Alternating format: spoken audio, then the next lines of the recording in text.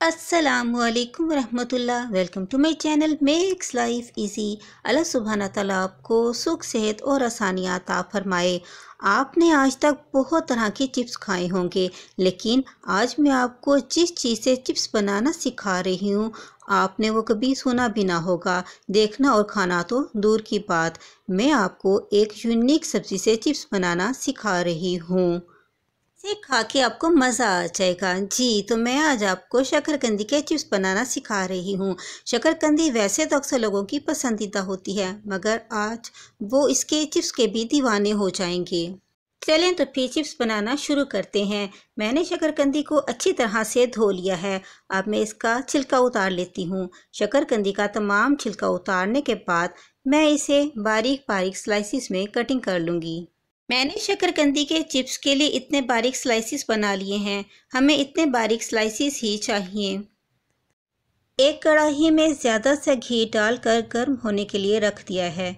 जैसे ही घी गर्म हो जाएगा तो फिर हम इसमें शकरकंदी के बारीक स्लाइसिस जो हमने इतने बारीक कटिंग किए थे वो इसमें डाल देंगे और फ़ौरन से चम्मच चलाना शुरू कर देंगे। इन स्लाइसिस को मैंने पहले थोड़ा सा नमक लगा लिया था। इससे हम ज़्यादा नहीं पकाएंगे, हमने इसे गोल्डन नहीं करना।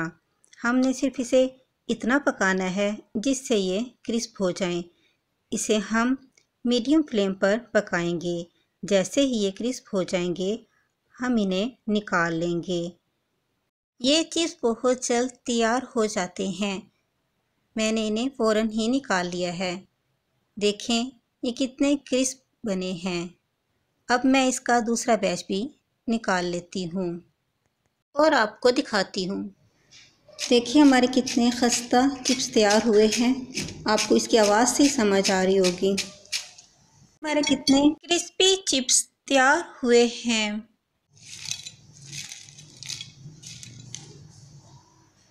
मैं इसे आपको तोड़ के भी दिखाती हूँ। देखें कितने खस्ता हैं, कैसे टूट जाते हैं।